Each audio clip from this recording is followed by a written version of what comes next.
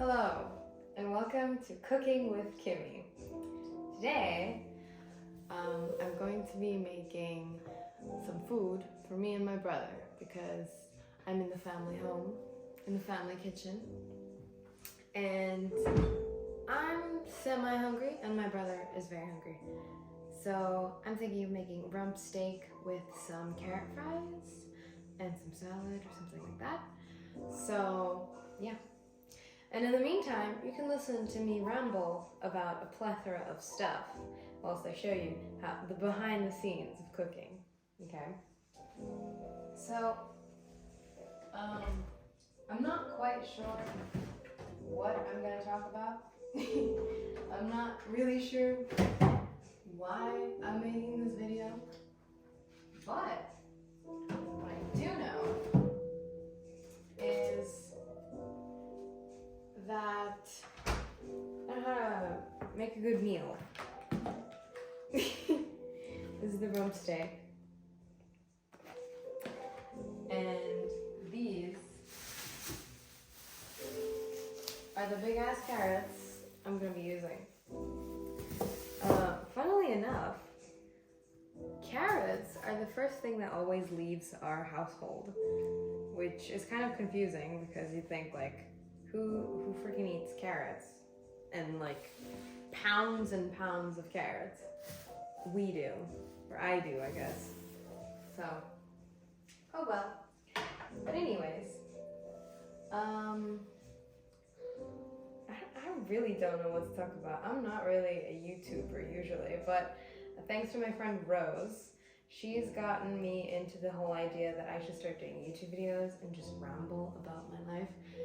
Because people apparently like hearing that and they find comfort in it.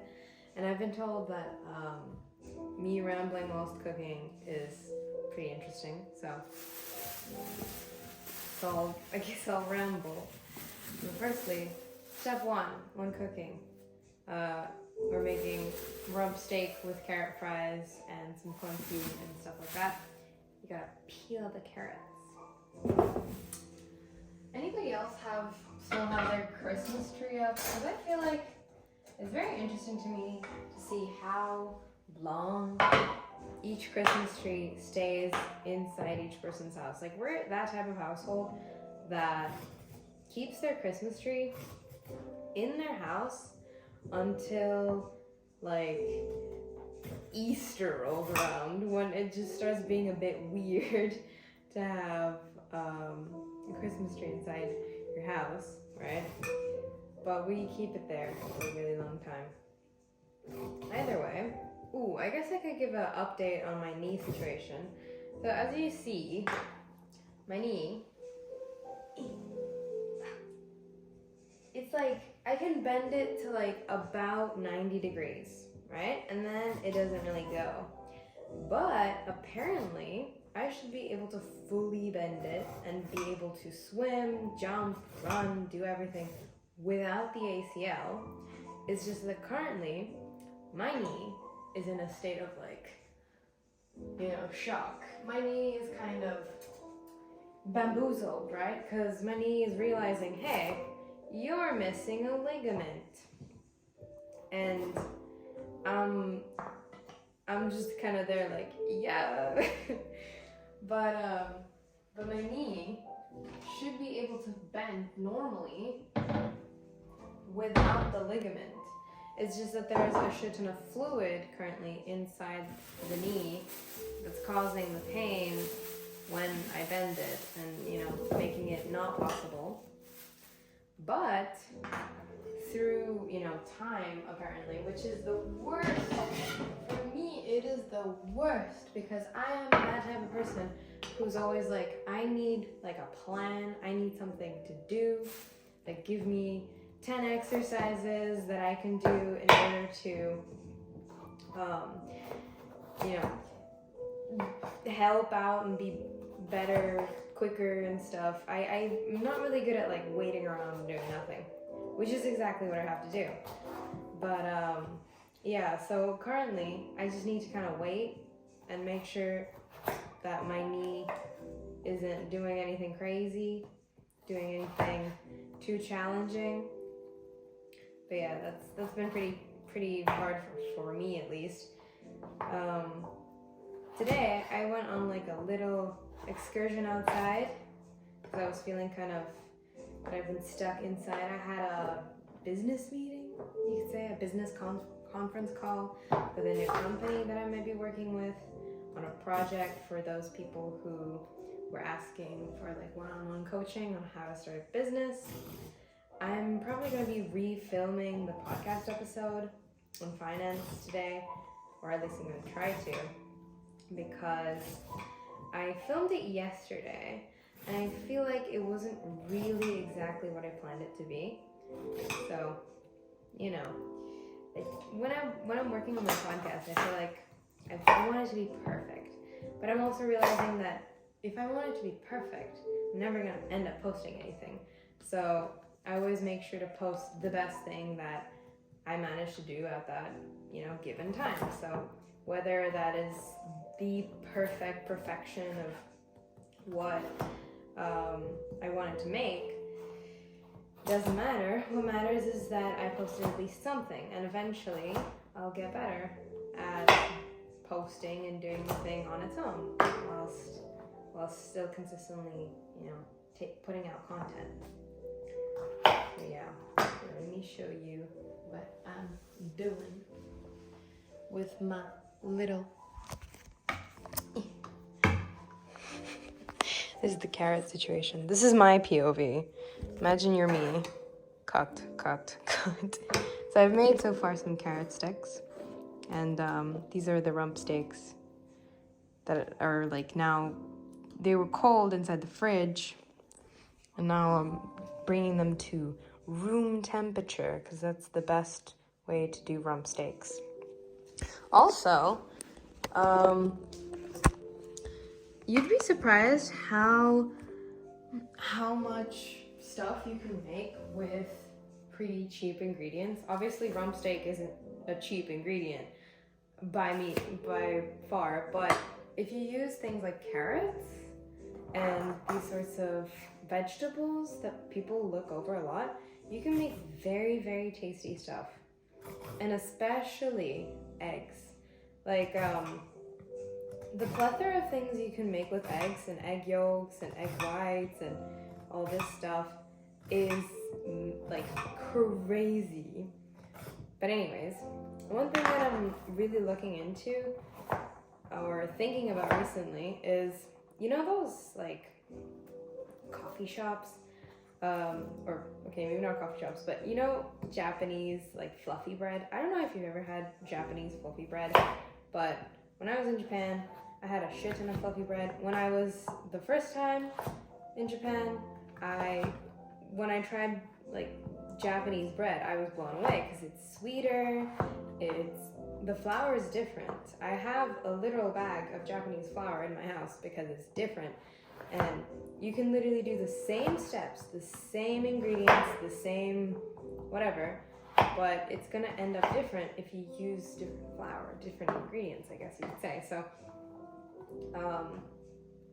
but main point being, Japanese like fluffy sweet bread that you use for French toast and this kind of stuff is just so superior that I was thinking, how hard would it be to make a business? Because there's already like bakeries that make Asian, goods, Asian, like pastries and stuff. I know that there's one up in Renoharade or something.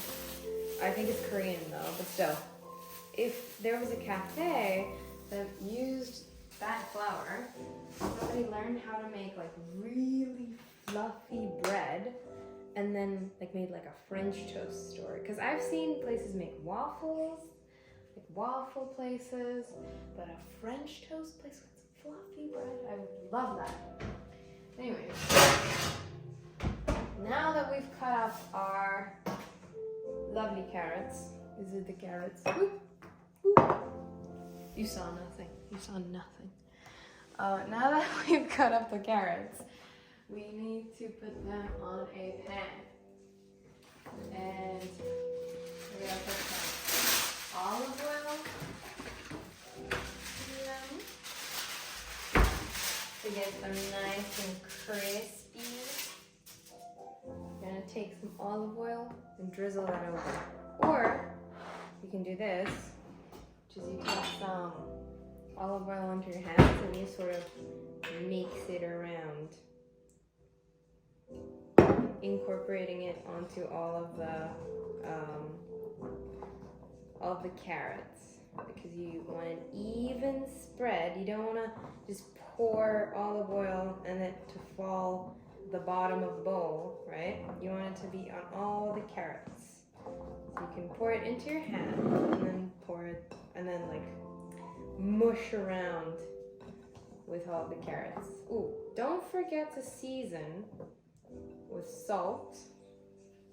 You can take a little pinch of salt. Get them all nice and salty, nice and crunchy. Yeah, carrot fries are one of my favorite ways to get that sort of crunchiness that you get from normal French fries, but in a sort of way where you're getting a bit more fiber, a bit more nutrients into your diet. Plus, I just think it's a fun way to experiment. And recently, like, my student, she absolutely loves McDonald's. For those who follow me for a longer time, know my student Emma, right? And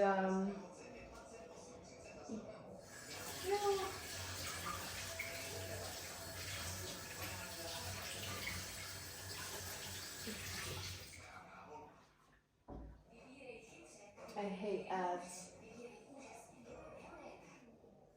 Not my jazz. Okay, there we go. For those of you who know my student Emma, she is this bright little kid that I teach English. I taught her Czech, and I'm teaching her English. And she loves McDonald's, but she always like throws away the fries. She always eats all of the chicken nuggets that her dad gets her, but she's always like, do you want the fries? And I tried the McDonald's fries and they're honestly not good.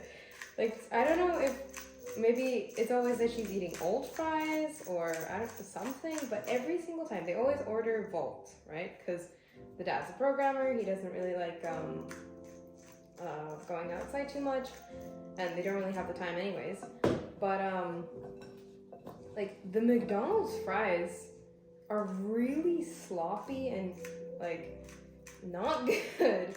So I'm wondering if I'm just like, I've gotten used to carrot fries and different like vegetable fries so much that I just don't like normal fries anymore, or is it the fact that McDonald's fries are just really that bad?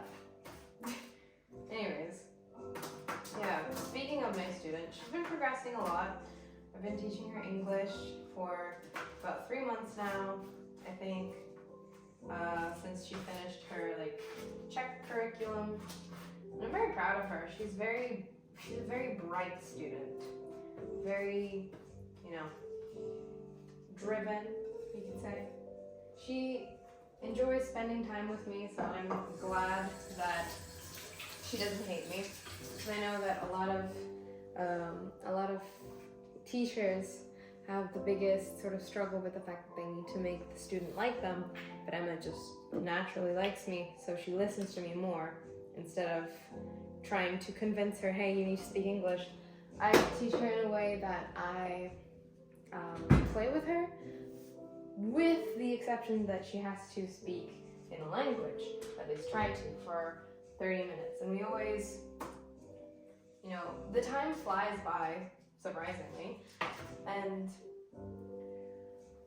there's a whole story I could say with how I got to teaching her, but that I feel like would take way too long and it's not something I really want to talk about.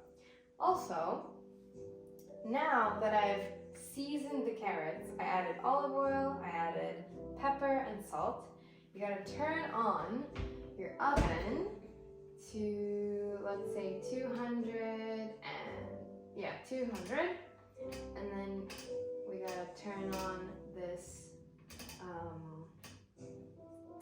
oven to like the fan mode. to be able to then fry those carrots, or not fry, oven bake those carrots into really tasty fries. Anyways, I'm also thinking if I should make some toasted bread on the side, because my brother isn't really a big fan of carrot fries. He's a very much so like a McDonald's, Burger King, frozen pizza kind of guy, which honestly, respect to whatever you know is your fancy, but I feel like if you have the option to eat tasty food, why wouldn't you eat tasty and healthy food? Or like food that's good for your body. And you could say like, what's good for your body? Well, I think any food that allows your body to shine and rejuvenate and be as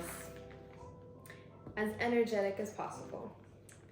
So anyways, now I'm opening our little rump steak friend. I'm wondering if I should just do one and kind of like split it into 2 pieces, because it is a pretty big rump steak. If I split it into 2 pieces.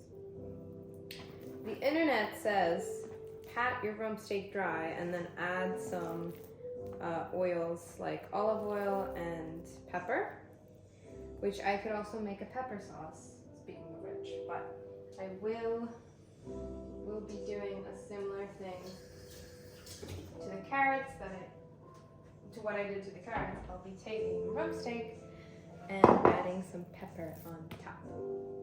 Anyways, now this whole social media thing is very funny to me, because about a year ago, I started making YouTube videos when I was in, I think 3rd grade, okay? No, not 3rd grade. 7th grade. And I got really bullied for it, like massively bullied for making YouTube videos, until I just had to stop, because that was not fun at all. But recently I've been getting into making YouTube videos again with the help of my friend Rose, because I got a lot more used to short form content, so like motivational videos and all of this stuff. Only issue is that short form content doesn't, really translate to working with companies and stuff, and especially YouTube. YouTube is great with the fact that you as a viewer don't have to buy anything. You don't have to pay for anything, whilst I can still get, some financial gain from YouTube by just, having ads. And I don't have to talk to any companies. I don't have to do any of that stuff. It's easy. The only issue is that, to be on YouTube, you have to be able to make YouTube videos, which I am not used to, since I completely shifted from YouTube to making short form content. But I'm giving myself a challenge to be able to make more YouTube videos, just by, even if it's this way, where I feel super like awkward and clicky and uncomfortable. Also, I'm covering the rump steak in pepper right now. But yeah, even if I feel super clicky and uncomfortable and all of this stuff, I think it's worth a shot for me just to try and see, hey, worst case scenario, nobody watches your videos. And nothing happened. Like, you know what I mean? Like, it's not that big of a deal. It seems very, not confusing. It seems complicated. Also, now I'm covering the steak with salt. But it seems very complicated, and people, put a lot of emotion into everything, where they're like, no, people are gonna think I'm stupid, and then I'm gonna look dumb and whatever. And I'm like, you're watching me right now. I don't know if you think this video is funny or if it gives you any value, but hopefully I at least, managed to give you some sort of insight into what it looks like to stop giving a shit about people's opinions and just kind of do and make whatever you want to make, because at the end of the day, it's only you. Like, you're the only person that you should be sort of listening to, and worst case scenario, just a couple of people say, hey, you suck.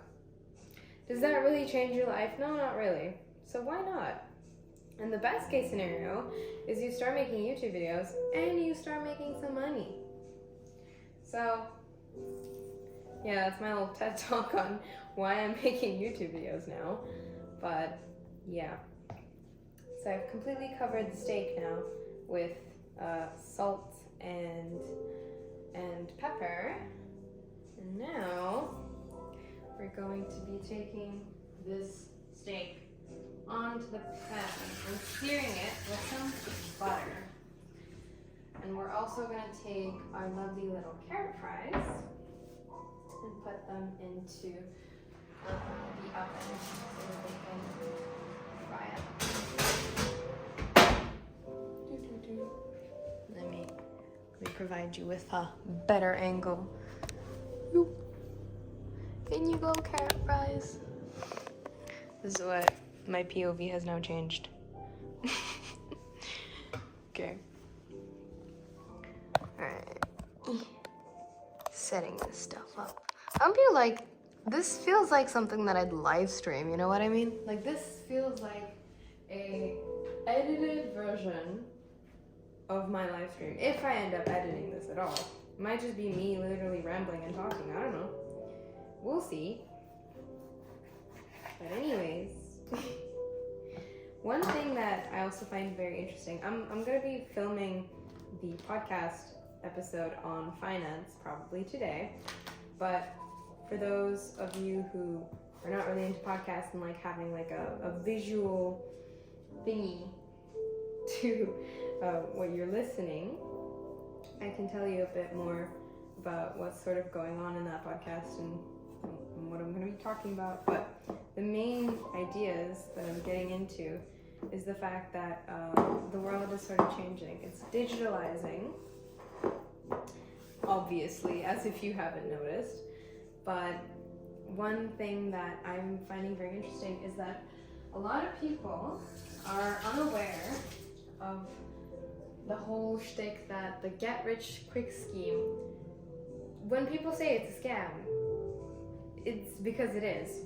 When it comes to business, if you think, for example, you look at me and you're like, okay, well, you have your marketing firm, you're doing your job, you're making money. How do I do that? Newsflash, it took me about a year before I even got my first paid client. So it was a long ride because I had to learn how to do stuff, right? And yes, there is such a thing these days called a prompt engineer, which means basically a person who is capable of asking an AI the right questions, which I will get into on the podcast, but being able to ask the right questions in order to not really have to take that year and learn all the stuff to be able to make a marketing firm or do Google ads and stuff. And you can always hire people to do it for you, but it takes a lot of time and experience. It's not something that you can really garner on your own. And I don't think anybody started one day just out of the blue and had a business that made them 50K a month. Yeah, you could probably do it in a week, but that already says that you probably knew how to do it beforehand or had a know-how of some sorts.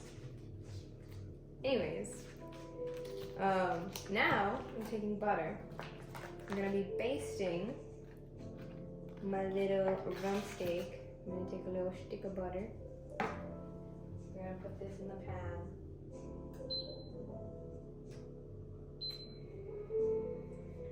Melting it. Getting the pan nice and melty with all this butter. Oh my god. So much butter. So much delicious butter.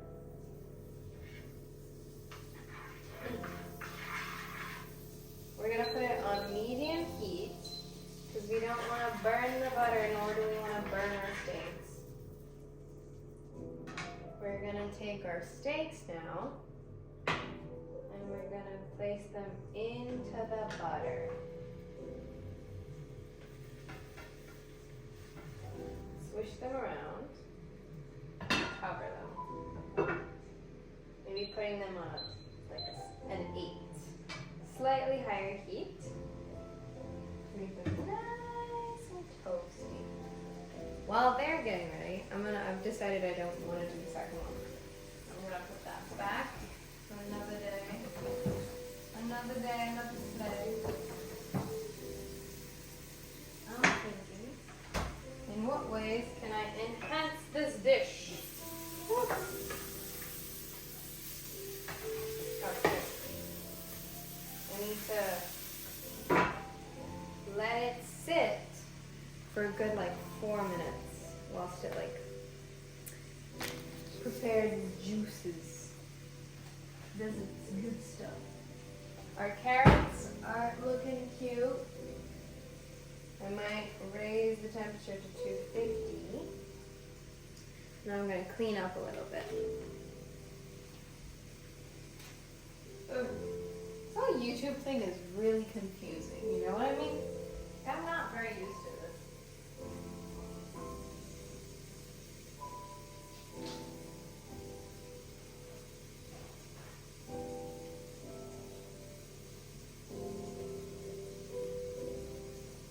I really wonder if I'm actually going to post this video.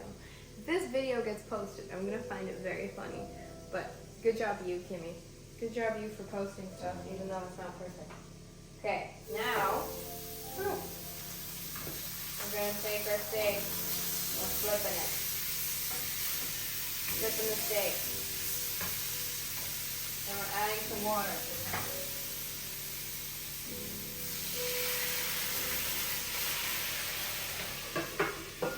Because we need to add some juice back to the steak.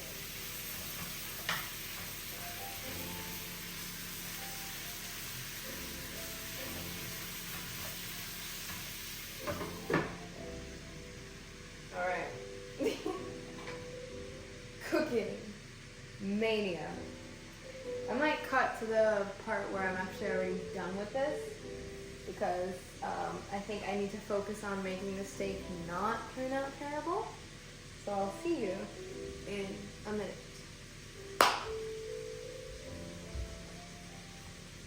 The steak is done. And we gotta take out our fries, which have now slightly burnt, but hey, I like burnt fries. Whoop-ah! Okay. Also, if you're not snacking on absolutely everything that you're cooking, are you even cooking? I made the little toasties I'm gonna cut up into like little normal fries because my brother doesn't like carrot fries. All right, well, this is the plate that my brother was receiving. It doesn't look as aesthetic, okay, but it sure as hell is tasty. This is the rump steak. I made some bread fries. That's butter and some garlic thingy, and then some eggs, and then some cucumbers. So yeah. Okay, so I've given the steak thingy to my brother. Now I've cut up the rest of the steak for myself, and I'm gonna make this all pretty, and then you're just gonna see the final product. Single-handedly, how to make sauce. You take butter. See butter? You go, pew. You put butter into the pan with the juices. Okay? You take juices and butter. Mix it all together. It may look funky, and you might need to add more butter. But mark my words, this is how you make a good sauce. You're gonna take this, you're gonna take your beautiful plate of food, pour it over. Actually, no, I wanna do a cooler pour over. Now I have created The steak. This is the behind the scenes, people. This is my t-shirt. Or not t-shirt. This is a satin shirt that I have, but look at how pretty it is. I put the sauce into this thingy. I'm gonna pour it over. This is what it looks like. This is the behind the scenes of all the stories that you see on my Instagram. That's a lie. That's black currant juice. I'm not drinking wine, okay? But yeah, I'm about to film a very aesthetic video, so look on my Instagram.